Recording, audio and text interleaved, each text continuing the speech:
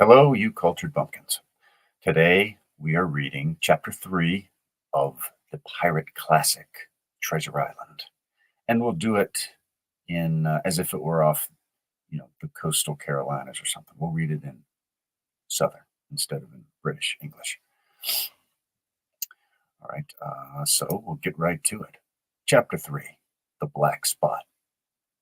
About noon, I stopped at the captain's door with some cooling drinks and medicines. He was lying very much as we had left him, only a little higher, and he seemed both weak and excited. Jim, he said, you're the only one here that's worth anything, and you know I've always been good to you.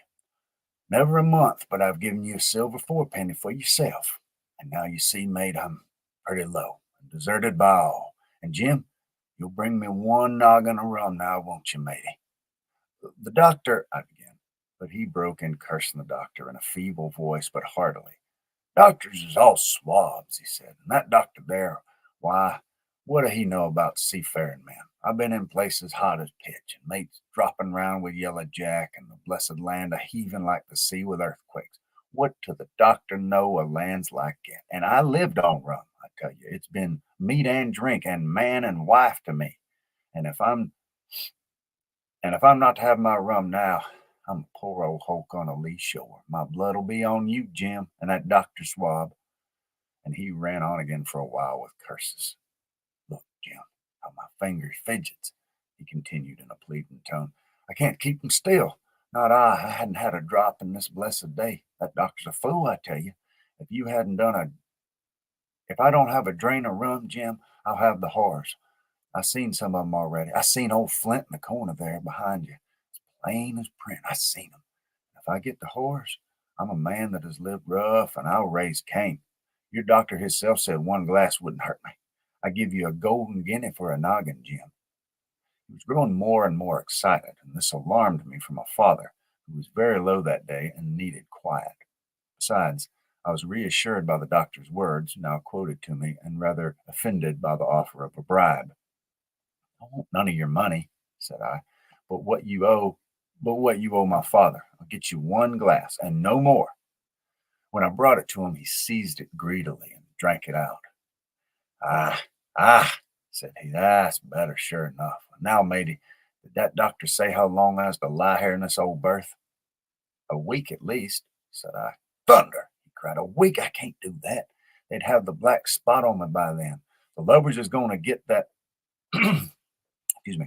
The lubbers is The lubbers is going about to get the word of me here in this blessed moment. Lubbers as couldn't keep what they got and want to nail what is another's.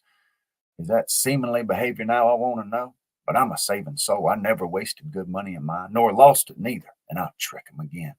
I ain't afraid of 'em. I'll shake it out. I'll shake out another reef, matey, and daddle 'em again.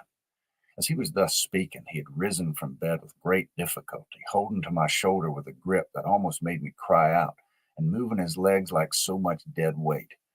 His words, spirited as they were in meaning, contrasted sadly with the weakness of the voice in which they were uttered. He paused when he had gotten to a sitting position on the edge. The doctor's done me, he murmured. My ears is singing. Lay me back. Before I could do much to help him, he had fallen back again to his former place, where he lay for a while silent. Jim, he said at length, you saw that seafaring man today? Black Dog? I asked. Ah, Black Dog, said he. He's a bad one, and there's worse that put him on. Now, if I can't get away nohow, and they tip me the black spot, mind you, it's my old sea chest they're after. You get on a horse. You can, can't you? Well, then, you get on a horse and go to, well, yeah, I will, to that eternal Dr. Swab and tell him to pipe all hands, magistrates and such, and he'll lay him aboard at the Admiral Benbow, all old Flint's crew, man and boy, all that's left. I was first mate, old Flint's first mate, and I'm the only one as knows the place. He gave it me at Savannah when he lay a dying, like as if I was now, you see. But you won't unless they get the black spot on me, or unless you see that Black Dog again, or Seafaring man with one leg, Jim, him above all. What's the black spot, Captain? I asked. That's a summons, mate. I tell you, if you get that, but you keep your weather eye open, Jim, and I'll share with you equals upon my honor. He wandered a little while longer, his voice growing weaker, but as soon as I had given him his medicine, which he took like a child, with the remark, if, if ever a seaman wanted drugs, it's me, he fell at last into a heavy swoon-like sleep, in which I left him. What I should have done, what I should have done had all gone well. What I should have done had not, sorry, what I should have done had all gone well, I don't know. Probably I should have told the whole story to the doctor, for I was in mortal fear lest the captain should repent of his confessions and make an end of me. But as things fell out, my poor father died quite suddenly that evening, which put all other matters on one side. Our natural distress, the visits of the neighbors, the arranging of the funeral, and all the work of the inn to be carried on in the meanwhile, kept me so busy that I had scarcely time to think of the captain, far less to be afraid of him.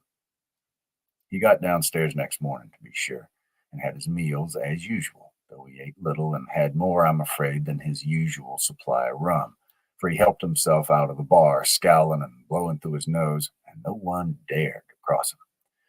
On the night before the funeral, he was as drunk as ever, and it was shocking. In the house of mourning, to hear him sway, and it was shocking in that house of mourning to hear him singing away at his ugly old sea song. Weak as he was, we were all in the fear of death for him. The doctor was suddenly taken up with a case many miles away, and he was never near the house after my father's death. I've said the captain was weak, and indeed he seemed rather to grow weaker than regain his strength.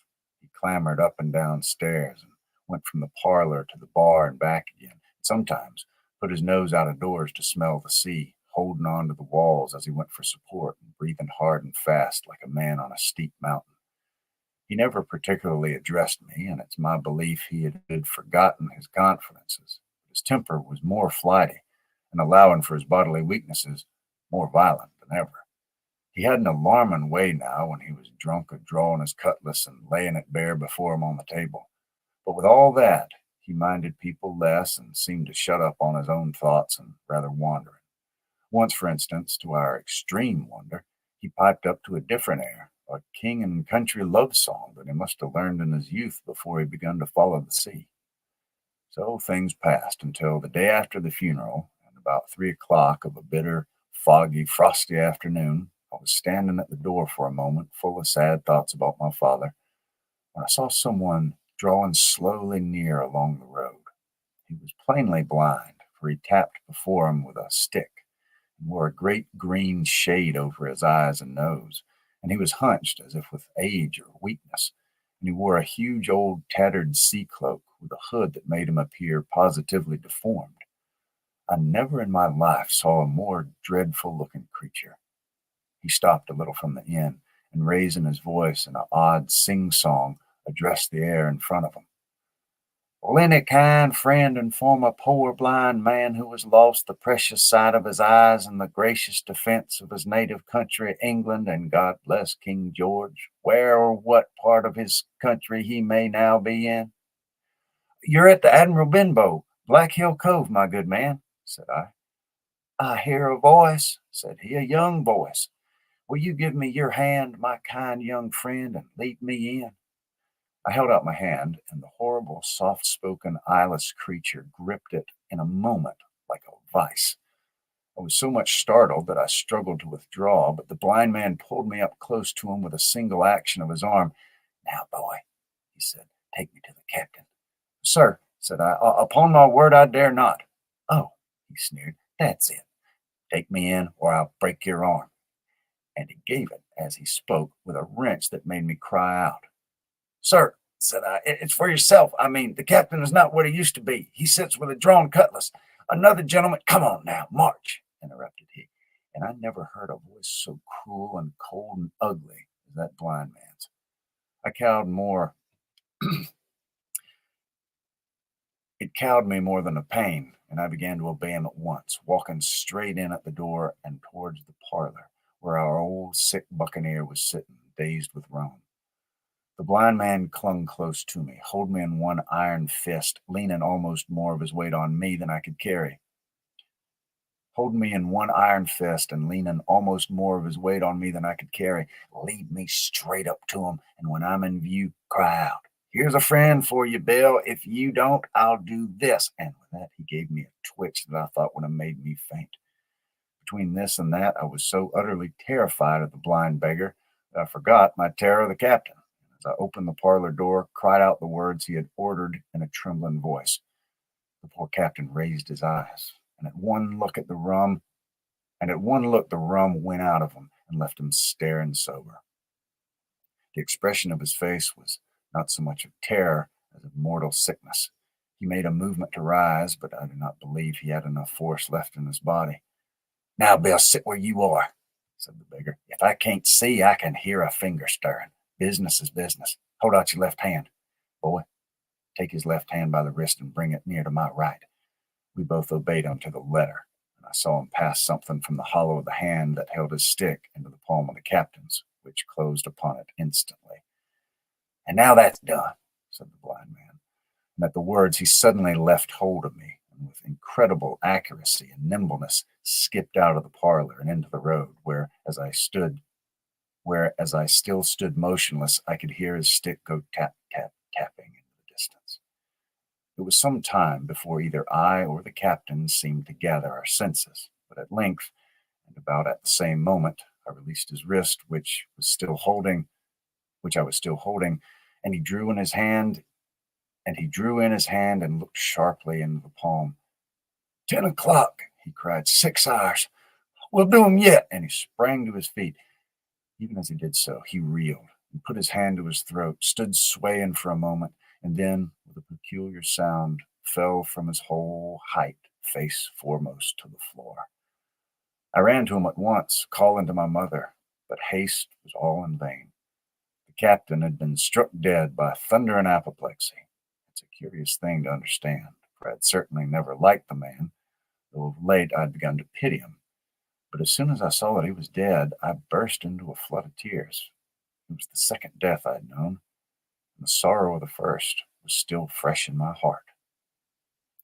So that is Chapter 3 of Treasure Island by Robert Louis Stevenson. Hey, Mariah.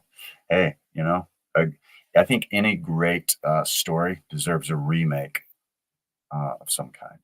You know, Redneck Scrooge, Redneck Pride and Prejudice, all that kind of thing. So keep working on this one. So anyway, thanks for listening. If you are catching the replay on this, you can see chapters 1 and 2 on the similar playlist. And yeah, so I'll catch you next time. Thanks for watching. You're very welcome. We'll see you soon, Mariah.